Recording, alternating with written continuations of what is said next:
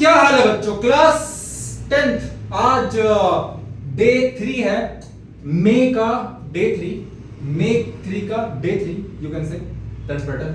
सो बात यहां पर यह है कि हम लोग जो फर्स्ट और सेकंड चैप्टर पढ़े हैं उसको और ज्यादा गहराइयों में जाकर समझने वाले हैं, पढ़ने वाले हैं, है ना।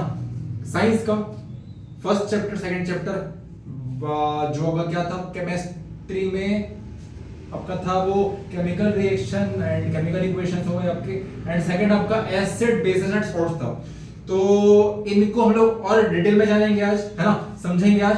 एंड चलिए फिर पढ़ते हैं एंड आगे बढ़ते हैं।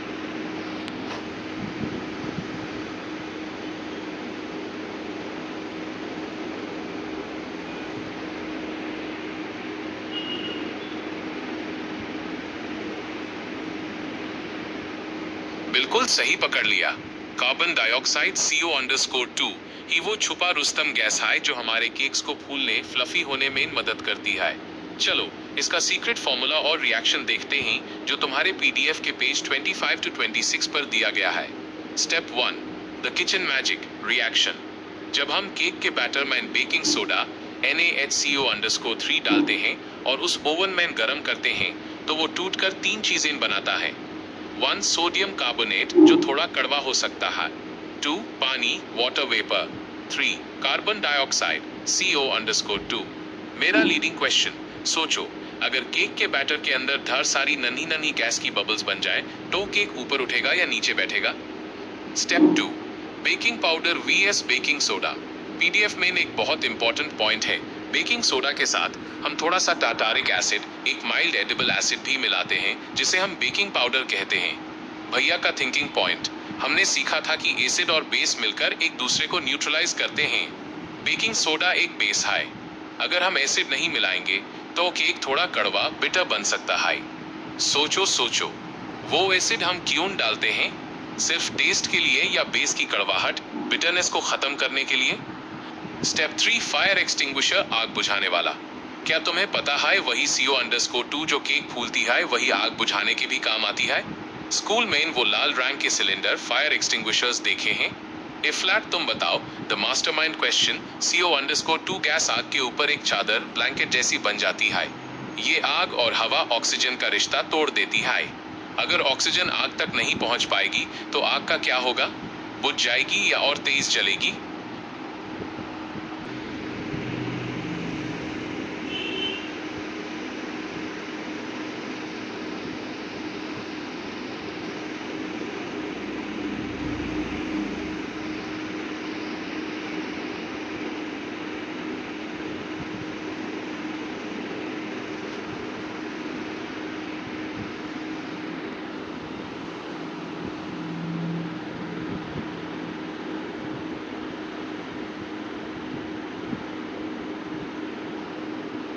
अरे वाह, सही पकड़े हैं। आग एकदम से बुझ जाएगी क्योंकि आग को जलने के लिए ऑक्सीजन की जरूरत होती है जैसे ह्यूमन सांस लेने के लिए चाहिए, और CO_2 उसके चारों तरफ एक इनविजिबल सिक्योरिटी गार्ड बनकर खड़ी हो जाती है जो ऑक्सीजन को अंदर नहीं आने देती। चलो AB PDF के लास्ट सेक्शन पर चलते हैं जो बहुत ही चमकीला, स्पार्कली है। Step 1, plaster of Paris, pope. क्या तुमने कभी किसी का टूटा हुआ हाथ, फ्रैक्चर्ड बोन देखा है जिस पर सफेद रंग का हार्ड प्लास्टर चढ़ा होता है, या घर की छत सीलिंग पर सुंदर डिजाइन्स देखे हैं। ये बनता है एक स्पेशल चीज से जिसे हम कहते हैं प्लास्टर ऑफ पेरिस, पॉप।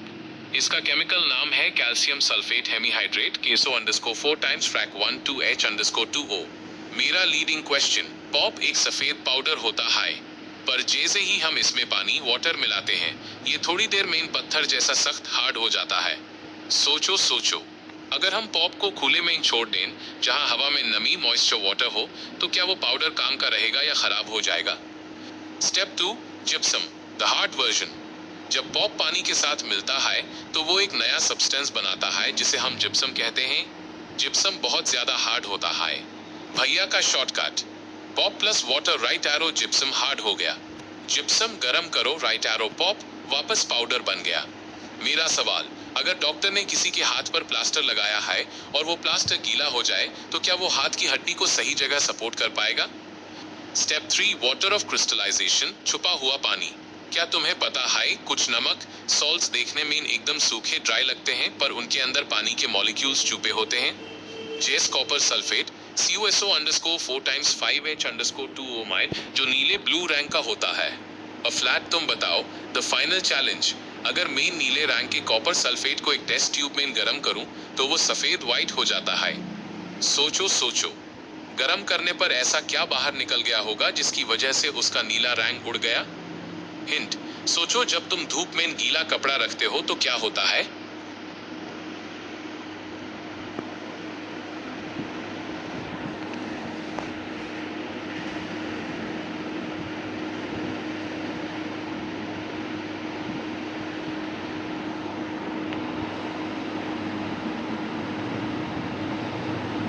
बिल्कुल सही पकड़े हैं। वाटर H_2O ही वो चीज है जो गर्म करने पर भाप वेपर बनकर उड़ जाती है। जब हम कॉपर सल्फेट के नीले क्रिस्टल्स को गर्म करते हैं तो उनके अंदर का जो वाटर ऑफ क्रिस्टलाइजेशन छुपे हुए मॉलिक्यूल्स होता है वो बाहर निकल जाता है। बिना पानी के वो बेचारा अपना नीला रंग खो देता है और सफेद व्हाइट हो जाता है। इसका मतलब केमिस्ट्री में कभी कभी रंग कलर भी पानी की वजह से होता है। बड़े भैया की फाइनल समरी चैप्टर 2। हमने इस चैप्टर में क्या क्या सीखा, एक क्विक रिकैप करते हैं। 1. एसिड्स और बेसिस, खट्टे और कड़वे दुश्मन। 2. न्यूट्रलाइजेशन, जब दुश्मन मिलते हैं तो नमक और पानी बनते हैं। 3. pH स्केल, कौन कितना स्ट्रॉन्ग है ये बताने वाला metre. 4. Daily life chemistry, toothpaste से लेकर केक बनाने तक सब जगह एसिड्स और बेसिस हैं।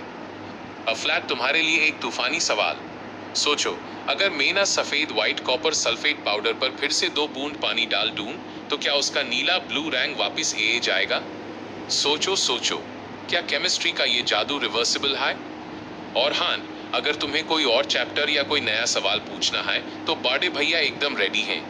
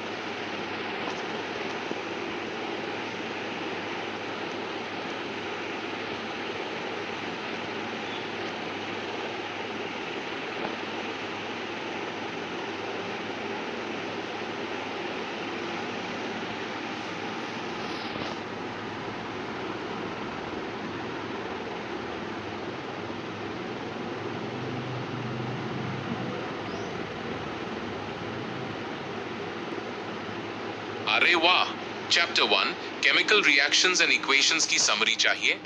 बिल्कुल, इस पूरे चैप्टर को हम 3 मजेदार स्टेप्स में रैप अप कर दीट हैं ताकि तुम्हारे दिमाग में ये हमेशा के लिए फिट हो जाए। स्टेप 1, केमिकल रिएक्शन की पहचान, द ट्रांसफॉर्मेशन।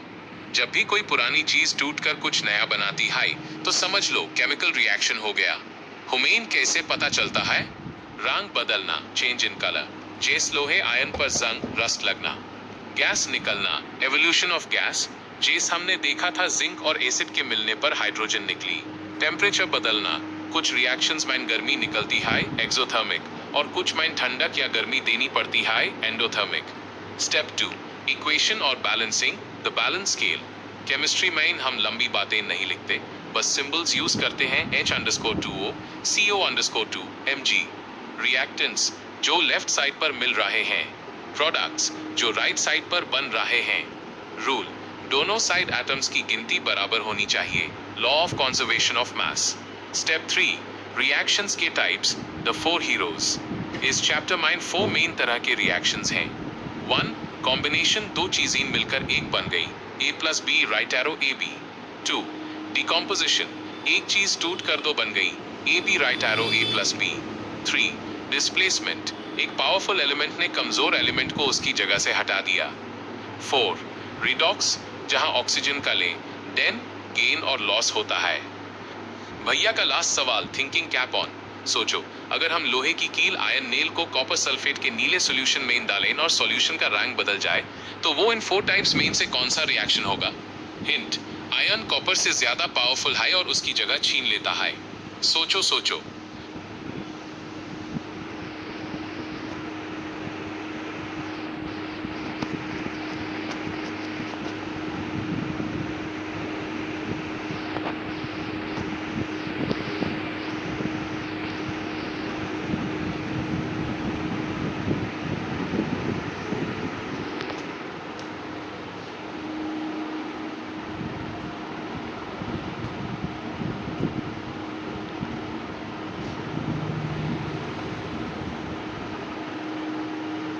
अरे वाह, अ फ्लैट तुमने पकड़ा है चैप्टर 1 का सबसे action pack topic, displacement reaction.